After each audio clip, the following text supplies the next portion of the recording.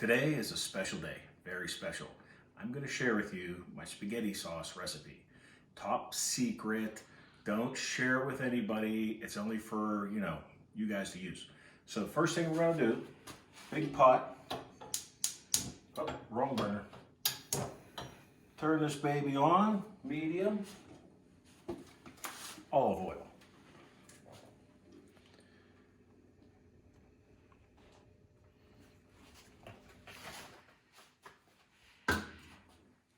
Second step, half of an onion. 1/2 an onion, diced, throw that in there. Celery, 1 stalk. Also, from the neighbors across the street that are the best, I get a little bit of oregano. Throw that in. We'll be adding more oregano, more basil as we go.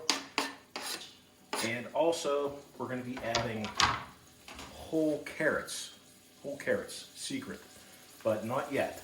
So we're going to let this cook down a little bit. Okay, ready for the next step. The onions are pretty well translucent. Time for the garlic. Minced garlic again, because it's easy. That's 3.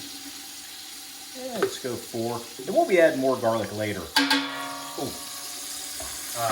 Also, another ingredient from the neighbors, a little basil. Because it's dried basil, I like to put it in the oil and get it to freshen up. It kind of opens up a little bit more. And if you're like me, you can't have enough basil in a tomato sauce. We're going to go with that. Yeah, it's like 3 pinches, right? A little bit of salt in here. 1, 2. And some black pepper. Oh, that smells great already. Can you really smell? Oh, that's good.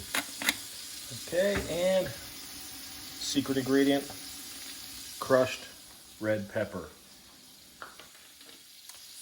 I had an idea today that I was going to start with bacon grease rather than olive oil, but I'll save that for another time.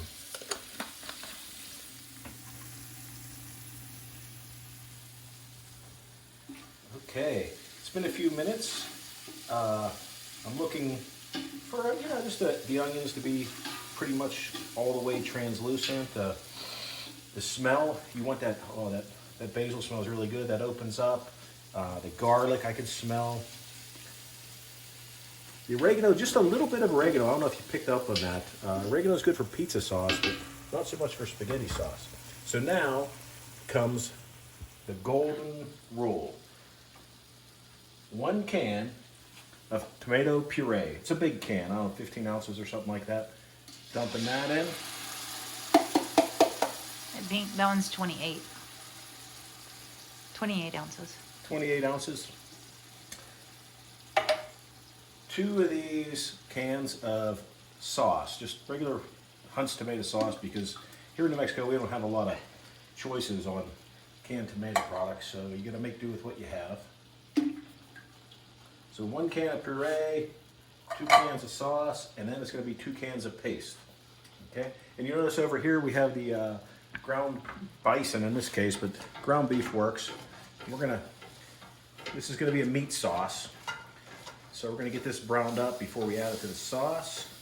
And if I was doing it to not please my wife, I would have already cooked up some hot sausage links or parboiled them and add them to the sauce. But as you saw in the last video, we made some hot sausage meatballs that I'll be going with. That'll be fun. And we also like to put regular meatballs in this. It's a heavy, hearty meat sauce.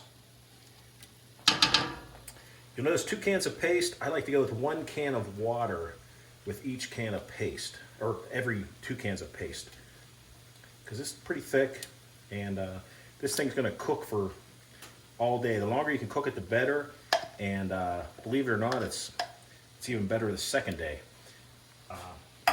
And this sauce is approved by a friend of mine in Portland, Maine, that grew up on Monjoy Hill, I think it was called, Italian neighborhood, and he couldn't understand how Irish guy like me could make such wonderful spaghetti sauce. So this is it. It's a family secret. Okay, we've got that in there. I'm also going to throw in 2 carrots. Whole carrots. We'll be pulling these out before we serve. Also going to throw in, let's go about a half a stick of butter and some Parmesan cheese. That's about, what, a half a cup, honey? Something like that, half a cup? Yeah. Throw that in. That'll melt in nicely.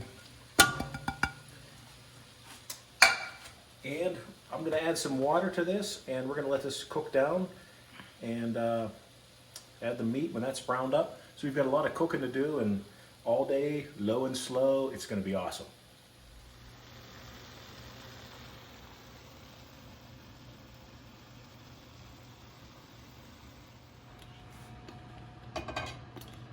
Okay, we've had this cooking for about, I don't know, 10-15 minutes, and I saw the bubbles in there. I see the butter's all melted out, the cheese is mixed in nicely. Smells good. Now I'm going to throw in some parsley.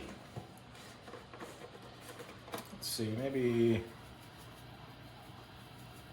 probably a couple tablespoons. Stir that in. We're going to reserve the garlic and basil because I'm fairly certain we're going to need more of that.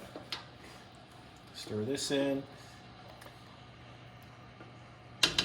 Now I'm going to throw in the browned, in this case, ground bison, but you can use ground beef, certainly, no issue.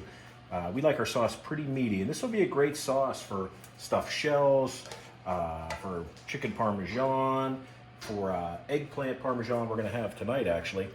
And so that's probably another video. I don't know if we have enough to show that enough time.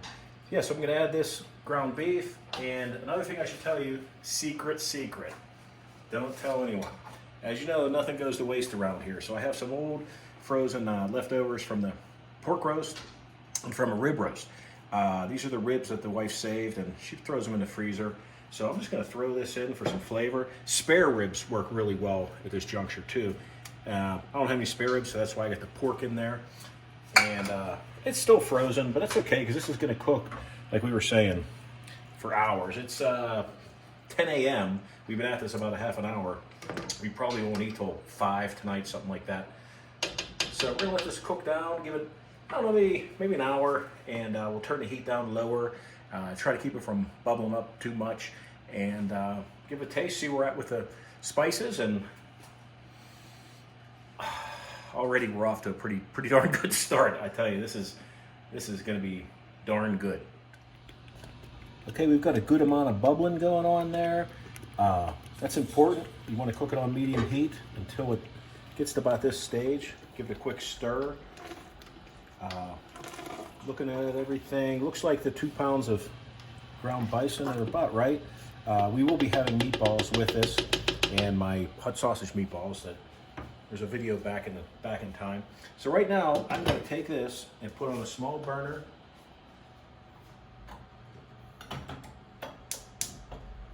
On low simmer. I'm going to take it over there. And it's about 10 o'clock in the morning, so we'll revisit this throughout the day. We'll keep an eye on it. I'll give it a taste test after about an hour and let all those spices kind of come together. And should be good. Just need time. Well, it's been a few hours for sure. It's going to be our last chance to taste and maybe adjust if any adjustments needed. Again, you could have eaten this 2 hours ago, but it certainly looks good. There's a carrot that we're going to pull out. Let me get a taste, see what we have.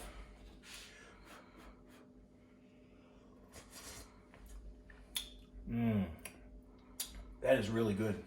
Really good. Just that hint of red pepper really makes a difference. The carrots, they add the sweetness, no sugar needed.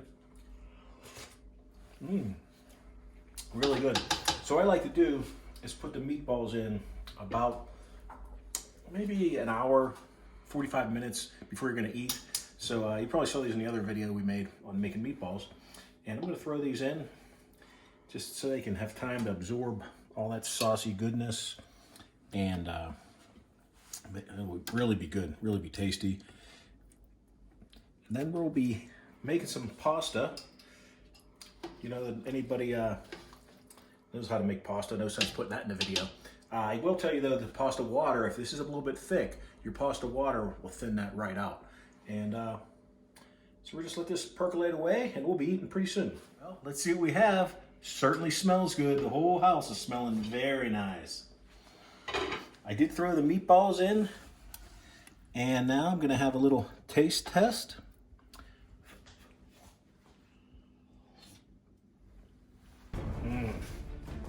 I really outdid myself this time. Had a little bit of pork in there, the leftover rib from the rib roast. Awesome. Everything's seasoned perfectly. I'm not gonna change a thing.